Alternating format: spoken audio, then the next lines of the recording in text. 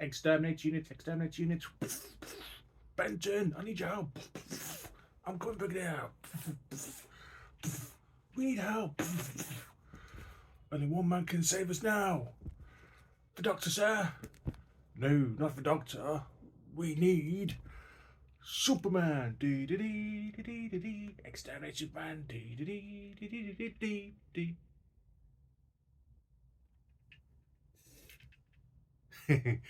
um, hi. Um, what you doing here?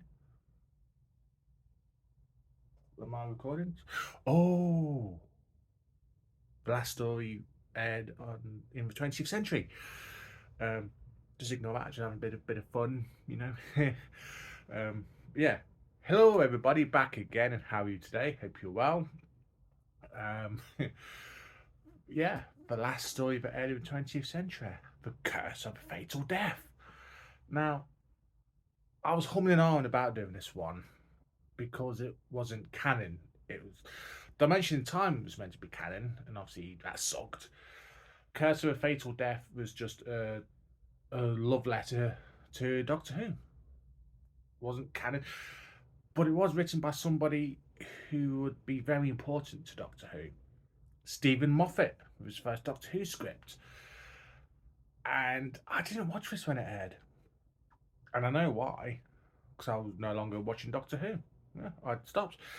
Basically, the TV movie wasn't picked up for TV series, as we all know. I'd sort of stopped watching Doctor Who. I'd still watch it occasionally, but I wasn't buying like VHSs anymore. I wasn't watching on UK Gold. I'd watch it every now and again on BBC Two and they would show it, but I wasn't watching, so this one just passed me by. I was watching Star Trek, Stargate, all that sort of stuff, basically. And I was into women, and I was pursuing them. Didn't get them. Didn't get them now. No, but I'm still into Star Trek. Not so much Stargate, but yeah, anyway. Back to topic hand. Yeah, Doctor Who: Curse of Fatal Death. Stephen Moffat wrote it as though it was canon, even though he knew it wouldn't be. Basically, Rowan Atkinson was playing the Ninth Doctor, and I thought he did it very well. He is a good Doctor. Basically, it's set at some point in the far future. The Master's set in a trap. Pardon me. The Doctor's like, no, I'm just tired of all this. I'm like, no, I'm retiring. He's got himself a fiance called Emma, and yeah, basically shenanigans shenanigans ensue, and the Doctor ends up regenerating several times. Yeah, it's quite fun. I think it's meant to be a bit of a Mickey take at how often the Doctor regenerated in the 1980s. Because it's like when that concerned, when it's Hugh Grant, is brilliant. He's my favourite of all the incarnations you see. He's charming, he's sophisticated, and he's like the mirror handsome. You then get Jim Broadbent, who was like the majority of Doctor Who fans, awkward around women. I know I was, I still am. And then you have Hugh Grant, who is great as the Doctor, and then the Doctor dies, and he regenerates one more time into a woman. Well, it's a good thing it's not canon, because Doctor Who fandom would lose their minds if that ever happened. But yeah, it is a love letter to the show, and it's the fact that you've got the wobbly sets which are exaggerated. This one, like the TARDIS consoles, are going up and down, and running up and down the same corridors. Whatever it's the Doctor saying, he'll always he'll explain later.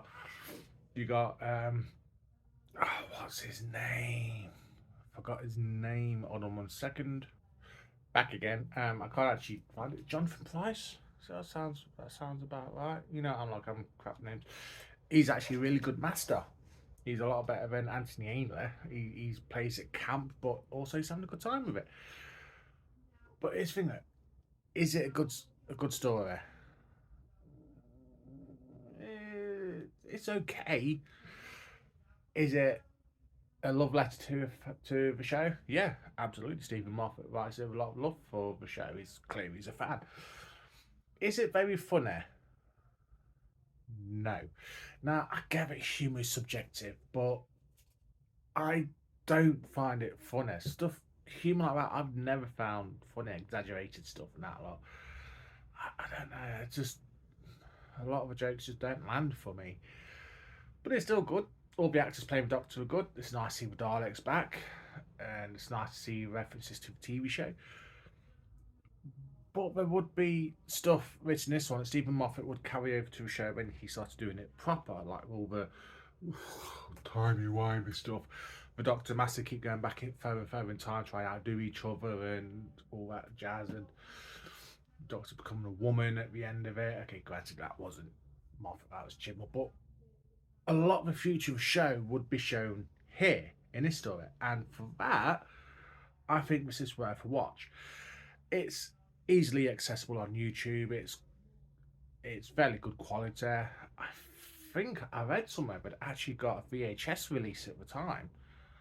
Well, it's fair enough. I'm sure people bought it just to be completists.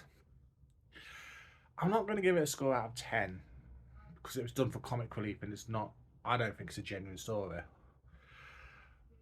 If people do, great, awesome. I know it didn't go down too well. Some people saw it as what it was. It's a love letter to the show, and others saw it as the BBC trying to get rid of the show by killing off the Doctor altogether.